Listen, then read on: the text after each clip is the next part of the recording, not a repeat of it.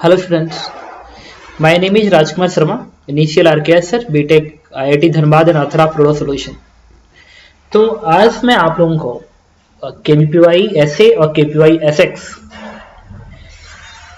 का important chapters बताने जा रहा हूँ।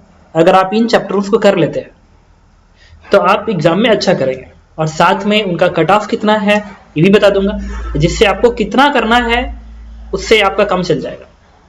ठीक है, इसके लिए देखिए मैं आपको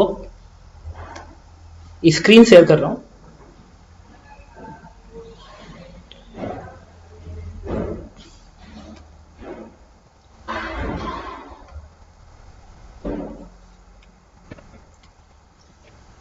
तो ये है, सबसे पहले मैं आपको बता रहा हूं KPY ऐसे का। तो इसमें देखिए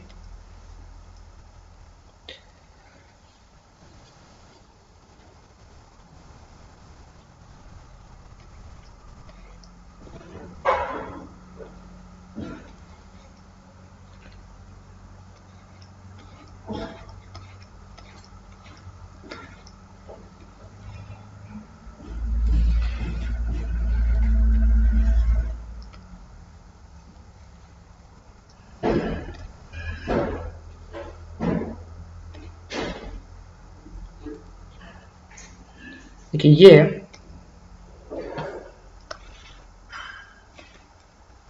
फिजिक्स का है। फिजिक्स में आप देख सकते हैं कि इसमें 2012, 13, 14, 15 और 16 का एनालिसिस है। इसमें ये देखिए कि जो एवरेज वेटेज है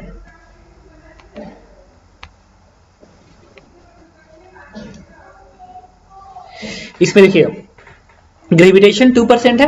KPY ऐसे की बात कर रहा हूं, KPY ऐसे 11th क्लास है। KPY ऐसे में रे ऑप्टिक्स का परसेंटेज देखिए 17% है, रे ऑप्टिक्स 17% है, कैनेमेटिक्स 13% है, लॉज ऑफ मोशन 13% है, थर्मोडायनामिक्स 11% है, करंट इलेक्ट्रिसिटी 9% है, इलेक्ट्रोस्टैट 7% है, मैग्नेटिज्म के 8% क्वेश्चन आए हैं, and physical word and measurement के 8% है, circular motion work power energy के 6% है, सिस्टम ऑफ पार्टिकल जो कि सेंटर ऑफ मास का क्वेश्चन है 3% है, nuclear physics 3%, centre of mass 3%। ये है बेसिकली। इसका मतलब सारे चैप्टर्स के क्वेश्चन ज्यादातर नहीं आए, तो आपको स्पेशली फोकस किस पे करना है। अगर आप अभी से तैयारी कर रहे हो, ठीक, आपके पास टाइम कम है, तो सबसे ज्यादा किस पे फोकस करना है, मैं रिपीट कर रहा हूं, सबसे ज्यादा फोकस करना है अगर आप KVPY ऐसे में हैं और फिजिक्स का पेपर का प्रिपरेशन करना चाहते हैं। अभी मैं आपको मैथ भी बता दूंगा, केमिस्ट्री बता दूंगा, ठीक है, और फिजिक्स तो बता ही रहा हूं। तो इसमें रिपीट कर रहा हूं, रे ऑप्टिक्स 17% है, रे ऑप्टिक्स 17% है। और हाँ, और ये चीज को मैं आपको अलग से शेयर कर दूंगा, आप देख लीजिएगा। रे ऑप्टिक्स 70% है, तो आप अभी रे ऑप्टिक्स पढ़ना शुरू कर दीजिए। प्लस कैनेमेटिक्स के 13% का पार्ट है, ये तो ऑलरेडी आप अपनी पढ़ चुके होंगे, 11th क्लास में कहीं तैयारी कर रहे होंगे तो आप इसको पढ़ चुके होंगे। लॉज ऑफ मोशन भी पढ़ चुके होंगे। थर्मोडायनामिक्स का पार्ट है 11%, तो अलग से पढ़ लीजिएगा। करंट इलेक्ट्रिसिटी 9% है, इलेक्ट्रोस्टैट 7% है। तो स्पेशली मेन जो चैप्टर्स हैं इलेक्ट्रोस्टैट्स, करंट इलेक्ट्रिसिटी और सबसे ज्यादा इंपॉर्टेंट है रे ऑप्टिक्स। मतलब आपको रे ऑप्टिक्स पढ़ना नहीं भूलना है, ठीक है। तो सबसे पहले आप अभी से फोकस करिए 12th के चैप्टर्स, क्योंकि 11th में तो आप ऑलमोस्ट पढ़ चुके होते हैं। देखिए 11th में क्या है, 11th में ग्रेविटेशन का 2% है जो कि बहुत ही कम है, कैनेमेटिक्स पढ़ चुके हैं, लॉज ऑफ मोशन पढ़ चुके हैं, थर्मोडायनामिक्स सबको अलग से पढ़ना पड़ेगा 11%, ठीक है। और ये फिजिकल वर्ड मेजरमेंट 8% ऑलरेडी आप पढ़ चुके होंगे, सर्कुलर मोशन पढ़ चुके हैं, वर्क एनर्जी पढ़ चुके हैं, सेंटर ऑफ मास पढ़ चुके हैं, न्यूक्लियर फिजिक्स आपको पढ़ना होगा। एक बार रिपीट कर दूं आपको, सबसे पहले क्या करिए, रे ऑप्टिक्स पे फोकस करिए। रे ऑप्टिक्स 70% आपको फोकस करना है। रे ऑप्टिक्स को 12th में का जो चैप्टर्स हैं जो 11th क्लास में ज्यादा आएंगे उसमें रे ऑप्टिक्स 70%, मतलब आना तय। तो रे ऑप्टिक्स आप पढ़ेंगे, इलेक्ट्रोस्टैट्स पढ़ना है और करंट इलेक्ट्रिसिटी पढ़ना है। और हाँ, इसके लिए आप एक काम और कर सकते हैं, आप टेलीग्राम ग्रुप ज्वाइन कर लीजिए। उसमें मैं आपको 11th क्लास में इस समय मैं रे ऑप्टिक्स के लेक्चर्स, इलेक्ट्रोस्टैट्स के लेक्चर और करंट इलेक्ट्रिसिटी के लेक्चर आपको मैं भेज देता हूँ, और साथ में मैग्नेटिज्म का भी मैं आपको अलग से भेज दूंगा। थर्मोडायनामिक्स के जो इंपॉर्टेंट्स होते हैं वो अलग से भेज देता हूँ, ठीक है। तो चलिए, जो भी इंपॉर्टेंट चैप्टर्स जो अभी तक आपने अपने इंस्टीट्यूट में स्टडी नहीं किया है उसके सारे चैप्टर्स मैं अपने टेलीग्राम ग्रुप में अलग से भेज दूंगा, ठीक है। तो ज्वाइन माई टेलीग्राम ग्रुप, मुझे मेरे नंबर पे मैसेज कर दीजिएगा 7689057503 पे, और आपको स्क्रीन पे दिख भी रहा होगा। स्टडी नहीं किया,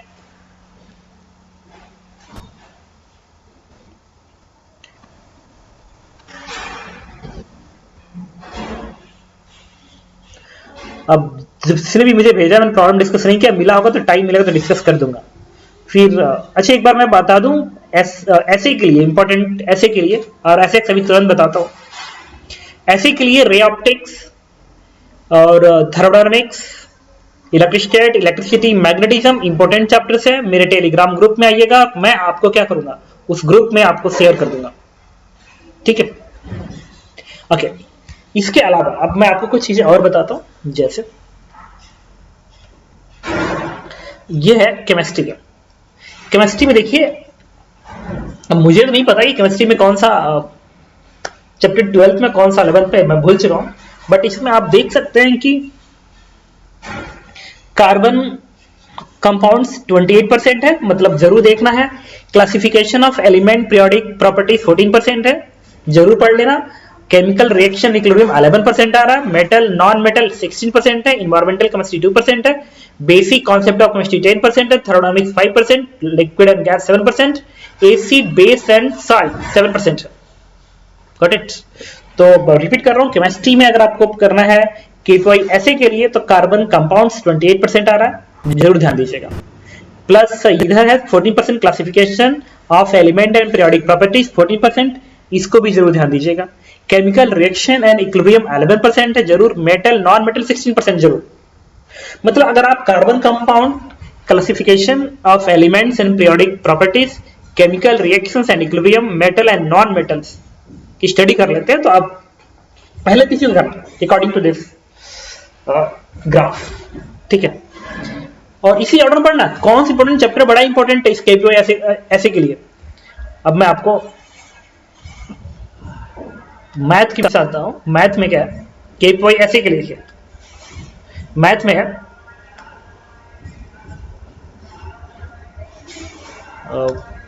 वन सेकेंड, उसके बाद मैं आपको कट ऑफ भी बता दूंगा कि कट ऑफ क्या जा रहा है इसका। देखिए, इसमें है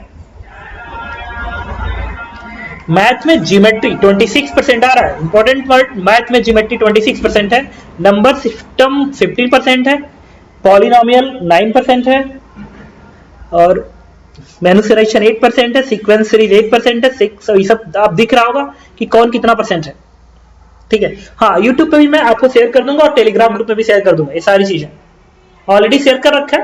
तो अगर आप ज्वाइन करते हैं मुझे टेलीग्राम व्हाट्सअप कर दीजिएगा 7689057503 पे कि मैं आपको टेलीग्राम ग्रुप पे ज्वाइन कर लूं और आपको ये सब चीजें वहां पे मिल जाएंगी। तो मैथ के अंदर सबसे ज्यादा जो आपको फोकस करना है that is geometry and number system, polynomial, इन तीन चीजें, सीक्वेंस एंड सीरीज, इस पे फोकस करना सबसे ज्यादा। ओके, अब बताता हूं आपको कट ऑफ।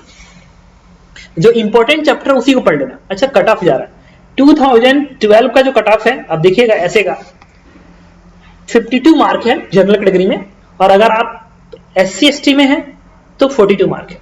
तो 100 में 52 मार्क्स करना है, मतलब कुल मिला के अगर आप 60 मार्क का क्वेश्चन कर जाते हैं ना, 60 देखो अगर पूरा निकाल लो 13, 14, 15, 16, 50 के आसपास है।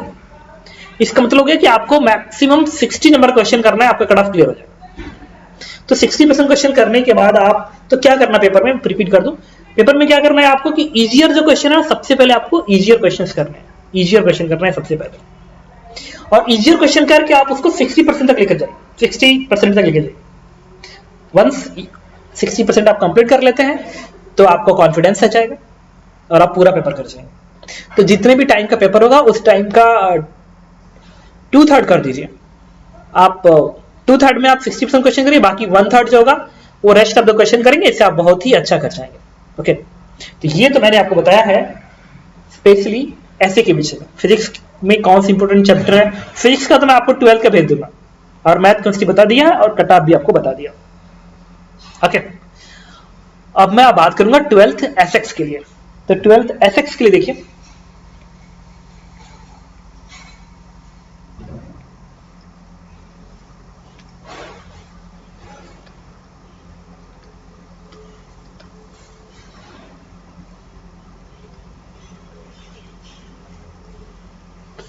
मैं 12th का आपको बताता हूं।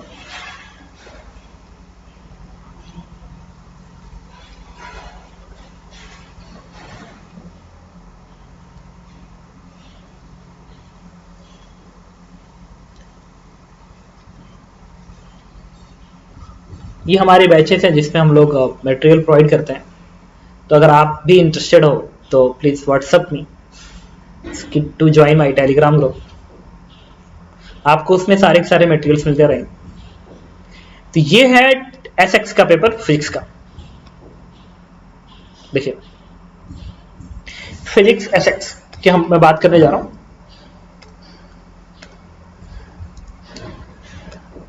देखिए फिजिक्स के एसएक्स पेपर में आप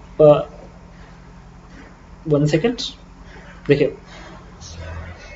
हालांकि फिजिक्स में सारे के सारे चैप्टर्स आप पढ़ चुके होंगे 12th क्लास में है तो, बट उसमें से सबसे ध्यान देना आप देखिए इसमें, हालांकि इसमें सबका वेटेज सेम है। हीट एंड थर्मोडायनामिक्स 16% है, तो हीट एंड थर्मोडायनामिक्स पढ़ लीजिएगा ज्यादा। Modern physics 14%, current electricity 9%, rotational 9% है, मैग्नेटिज्म 8% है, काइनेमेटिक्स 6% है, ग्रेविटेशन 7% है, रे ऑप्टिक्स 6% है, सिंपल हार्मोनिक मोशन 5% है, इलेक्ट्रोस्टैटिक 5% है, wave optics 5%, fluids 4%, wave and sound 2%, वह 0.0% आ रहा है। मतलब आप ये एक चीज बता रहा है कि स्ट्रिंग वेव और साउंड वेव अगर आप नहीं पढ़ते हैं तो भी चलेगा। सबसे ज्यादा क्वेश्चन किसमें, थर्मोडायनामिक्स का, मॉडर्न फिजिक्स का, रोटेशनल मैकेनिक्स का, मैग्नेटिज्म का है, रे ऑप्टिक्स है, इलेक्ट्रोस्टैट्स है, वेव ऑप्टिक्स है। तो आप भी क्या करें, अभी से प्लान कर लीजिए कि आपको इन्हीं चैप्टरों को, स्पेशली इन्हीं चैप्टरों पे फोकस करना है। तो इन्हीं चैप्टर पे फोकस करिए, ठीक है। और परसेंटेज बना लेना कि सबसे ज्यादा मॉडर्न फिजिक्स, थर्मोडायनामिक्स सबसे ज्यादा ना, तो पहला थर्मोडायनामिक्स सबसे ज्यादा है। तो कोशिश करो कि उसे 3 to 4 डेज में आप इसको रिवाइज कर लोगे थर्मोडायनामिक्स को 11th का। फिर मॉडर्न फिजिक्स पढ़ाया जा चुका है, उस पर फोकस करो। फिर उसके बाद रोटेशनल मैकेनिक्स पे फोकस कर लो, फिर करंट इलेक्ट्रिसिटी पे, फिर मैग्नेटिज्म पे, फिर काइनेमेटिक्स है, रे ऑप्टिक्स है। एक ऑर्डर बना लो परसेंटेज के हिसाब से, और उसी हिसाब से आपको क्या करना है, पढ़ना है। ओके, ये तो मैं एसएक्स की बात कर रहा हूं। अब मैं आपको बताता हूं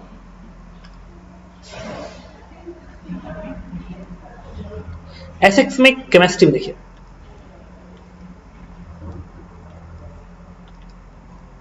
केमिस्ट्री में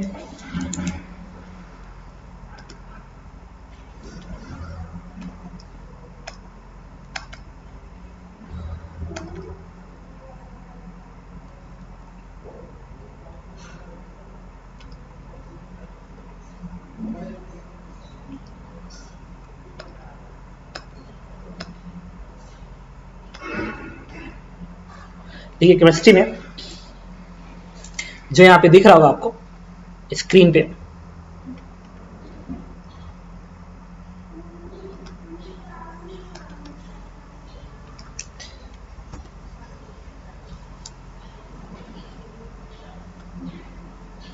देखिए इसमें पॉलीमर 1% है, हाइड्रोकार्बन 30%, और एमिनर्स 10% है, एटॉमिक स्ट्रक्चर 10% है, केमिकल काइनेटिक्स 7% है, आयनिक इक्विलिब्रियम 6% है, इलेक्ट्रोकेमिस्ट्री 6% है, केमिकल इक्विलिब्रियम 6% है, केमिकल बॉन्डिंग 5% है, सॉलिड स्टेट 5% है, एल्कली हैलाइड एंड अल्कलाइल हैलाइड ये 4% है, थर्मोडायनामिक्स 4% है, स्टीरियोकेमिस्ट्री 4% है, mole concept 4%, S block 4%, coordinate combined 3%, fluid mechanics 3%, एनजीओसी 2% है, इन्वायरमेंटल केमिस्ट्री 1% है, P block 1%, solution and colligative property 1% है। तो देखो सबसे ज्यादा जो आया इसमें है एमीन्स आया है, हाइड्रोकार्बन्स आया है, ठीक है, एटॉमिक स्ट्रक्चर्स आया है, केमिकल काइनेटिक्स आया है, आयनिक इक्विलिब्रियम आया है, इलेक्ट्रोस्टैट्स, इलेक्ट्रोकेमिस्ट्री आई है, और आपको केमिकल इक्विलिब्रियम आया है। ये सबसे ज्यादा है, तो इसको भी इसी ऑर्डर में आप बना लेंगे, ठीक है। और मैं अभी आपको स्क्रीन पे अलग से शेयर करूंगा। मैथ में देखिए, मैथ में तो दिख रहा है इसमें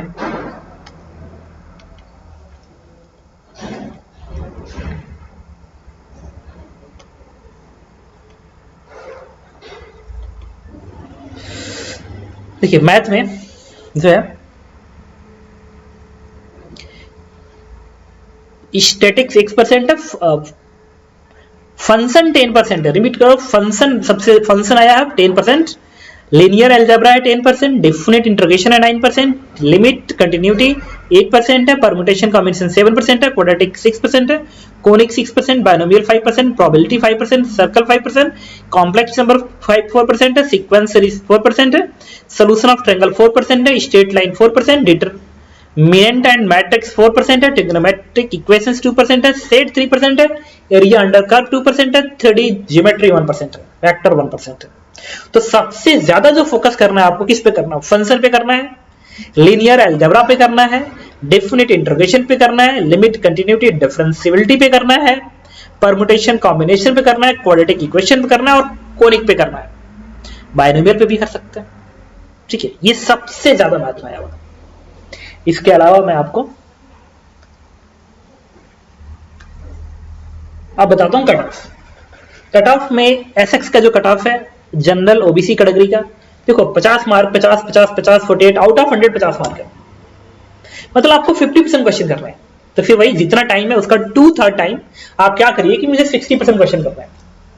इजी क्वेश्चन तीनों ही सब्जेक्ट का इजी क्वेश्चन उठाओ और कर डालो, इजी क्वेश्चन 2/3 टाइम है, और रेस्ट ऑफ द टाइम है उनमें जो क्वेश्चन तुमसे नहीं हो रहे हैं उनको अटेम्प्ट कर लो। इससे क्या होगा कि जब तुम 2/3 क्वेश्चन कर लोगे ना, 2/3 टाइम में अगर तुम 50 क्वेश्चन कर लेते हो तो तुम्हारे अंदर एक कॉन्फिडेंस आ जाएगा कि चल मैं तो सिलेक्ट हो गया।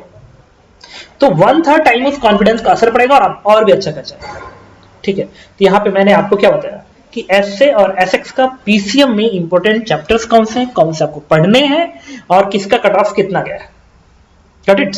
और आपको क्या करना है, आप मुझे अलग से व्हाट्सअप कर दीजिएगा।